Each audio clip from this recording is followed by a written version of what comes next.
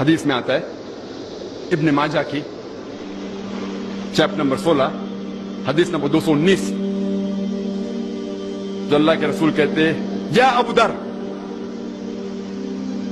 تم اگر ایک آیت کو سمجھو گے وہ 100 رکعت نفل سے بہتر ہے. اللہ کے رسول فرماتے یا ابو در تم اگر ایک قرآن کی آیت کو سمجھو گے وہ 100 رکعت صلاح نوافل صلاح سے بہتر ہے. اور ایک رکعت میں کم از کم سورہ فاتحہ تو پڑھنا چاہیے آپ کو. کم از کم 7 آیتیں ہیں. 100 رکعت میں کم از کم 700 آیتیں ہیں. تو اللہ کے رسول فرماتے ایک آیت کو سمجھ کے پڑھنا سمجھنا 700 آیت کی تلاوت کرنے سے بہتر ہے. یعنی سمجھنا 700 گنا صرف تلاوت سے بہتر ہے. اللہ کے رسول فرماتے ابن ماجہ میں اور یہ صحیح حدیث ہے. ہم لوگ سے پوچھتے ہیں قرآن شریف کیوں نازل کیا گیا تو لوگ کہتے ہیں جب اوپننگ سرمنی ہوتی نا اوپننگ سرمنی آفس کی تو قرآن شریف پڑھنے کا. جب گھر کا افتتاح ہوتے تو قرآن شریف پڑھنے کا. جب کوئی مر گیا تو قرآن خوانی کرتے. تو قرآن شریف نازل کیا گیا تھا قرآن خوانی کے لیے. اور لوگ کرتے ختم قرآن 1 2 3 ختم قرآن کے رمضان میں 3 بار 4 بار 10 بار.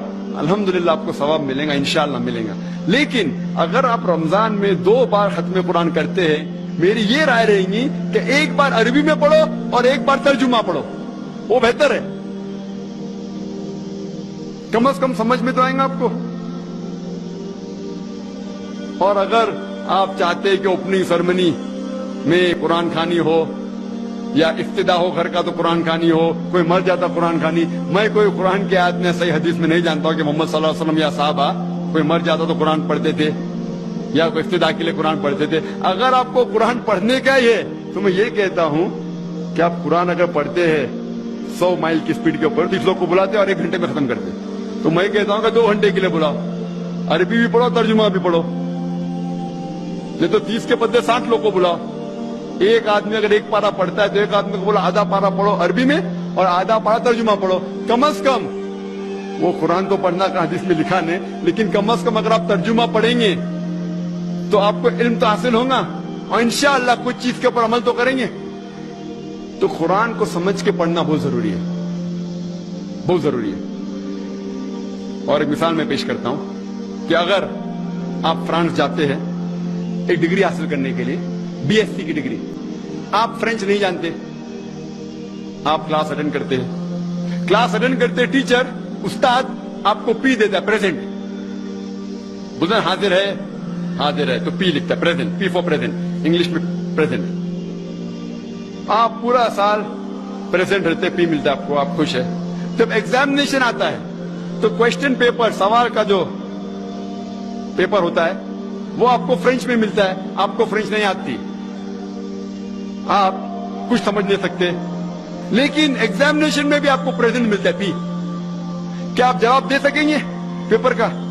آپ کچھ سوال ہی نہیں سمجھے تو جواب کیا دیں گے؟ تو یہ پی جو ہے وہ پریزنٹ کے لیے پاس کے لیے نہیں. آپ ایگزامینیشن میں فیل ہو جائیں گے. تو آپ صرف قرآن شریف عربی سے پڑھیں گے آپ کو پی ملے گا لیکن وہ پی پاس کے لیے نہیں ہے پریزنٹ کے لیے موجود حاضر. ہمیں غلط فہمی ہے کہ ہم پڑھیں گے تو جنت میں جائیں گے. صرف پڑھنا کافی نہیں ہے. پڑھ کے سمجھو اور قرآن مجید پہ عمل کرو تو انشاءاللہ آپ جنت میں جائیں گے.